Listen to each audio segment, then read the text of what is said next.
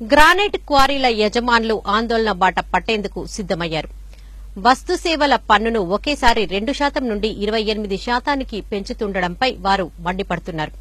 వెంటనే కేంద్ర ప్రభుత్వం స్పందించి 28% కాకుండా 5% కుదించాలని, లేనిచో క్వారీలను మూసివేసి నిరవధిక సమ్మెకు దిగుతామని హెచ్చరిస్తున్నారు.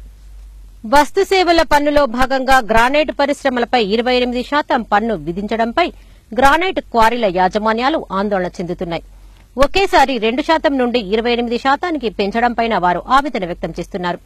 పెంచుతున్న ట్యాక్స్ ను 28% నుండి 5% కుదించేలా కేంద్ర ప్రభుత్వంపై ఒత్తిడి తీసుకువచ్చేందుకు వారు ఆందోళన బాట పడుతున్నారు. ఇందుకోసం జిల్లా గ్రానైట్ క్వారీస్ అసోసియేషన్ కార్యాలయంలో జనరల్ బాడీ సమావేశాన్ని నిర్వహించారు. ఈ సమావేశంలో జీఎస్టీలో కేంద్ర ప్రభుత్వం తీసుకున్న 28% పన్ను, దీంతో రాబోయే సమస్యలపై సుదీర్ఘంగా చర్చించారు. కేంద్ర ప్రభుత్వంపై ఒత్తిడి తీసుకొచ్చేందుకు ఆందోళన కార్యక్రమాలను చేపట్టాలని నిర్ణయించారు. ఇందులో భాగంగా ఈ నెల 25వ తేదీ నుండి 27వ తేదీ 3 రోజుల పాటు కలెక్టరేట్ ఎదుట రిలే నిరాహార దీక్షలు చేపట్టనున్నారు. అంతేకాకుండా 28వ తేదీన గ్రానైట్ క్వారీలకు సంబంధించిన కార్మికులతో కలిసి యాజమాన్యాలు కలెక్టరేట్ను ముట్టడించడంతో పాటు జిల్లా కలెక్టర్కు వినతిపత్రం సమర్పించనున్నారు. అయినప్పటికీ కేంద్రం దిగిరాకపోతే 29వ తేదీన గ్రానైట్ క్వారీస్ యాజమాన్యాల జాయింట్ యాక్షన్ కమిటీ ఆధ్వర్యంలో చలో ఢిల్లీ కార్యక్రమాన్ని చేపట్టనున్నారు. ఢిల్లీలో ఆందోళన కార్యక్రమాలు నిర్వహించేందుకు సిద్దమవుతున్నారు. జూన్ 3వ తేదీన ఢిల్లీలో నిర్వహించబోయే జీఎస్టీ సమావేశంలో గ్రానైట్ సంస్థలకు విధించిన పన్నును 5% తగ్గిస్తే మంచిదని, లేనిచో గ్రానైట్ క్వారీల యజమానులు నిరవధిక సమ్మెను చేపట్టనున్నారని తెలియజేశారు.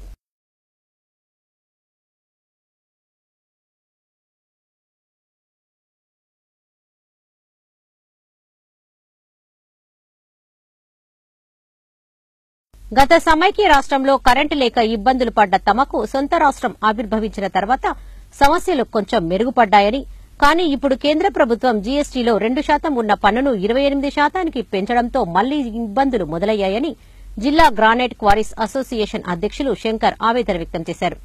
కరీంనగర్ జిల్లాలో 250 వరకు గ్రానైట్ ఇండస్ట్రీస్ ఉన్నాయని, తామంతా బ్యాంకుల్లో వడ్డీలకు డబ్బులు తీసుకుని స్వయం ఉపాధి కింద క్వారీలను ఏర్పాటు చేసుకోవడమే కాకుండా వందలాది మందికి ప్రత్యక్షంగా పరోక్షంగా జీవనోపాధిని కల్పించామన్నారు.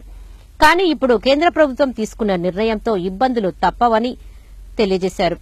గ్రానైట్ అంటే ఒక లగ్జరీ అని కేంద్రం భావిస్తుందని, కానీ సెరమిక్ లాగా కాకుండా మధ్యతరగతి, దిగువ తరగతి వర్గాలకు సైతం గ్రానైట్ అందుబాటులో ఉంటుందన్నారు. కానీ ఇప్పుడు కేంద్రం తీసుకున్న నిర్ణయంతో గ్రానైట్ మధ్యతరగతి వారికి సైతం అందకుండా పోతుందని, తద్వారా కొనేవారు లేక క్వారీలు మూతపడే అవకాశం ఉందని ఆందోళన వ్యక్తం చేశారు.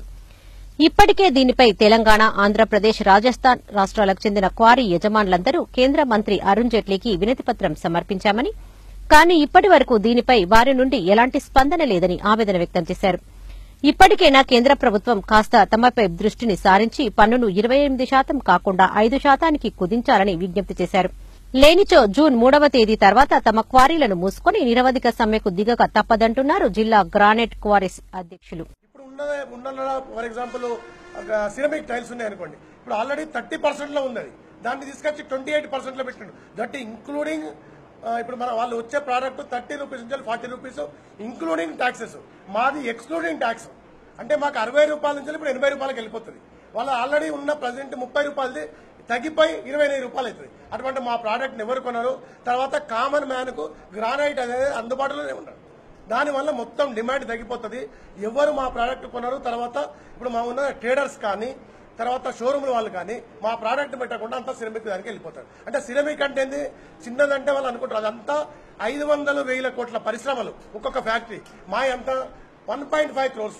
మేము అడిగేది ఏంటంటే ఇది ఖచ్చితంగా చిన్న తరహా పరిశ్రమ.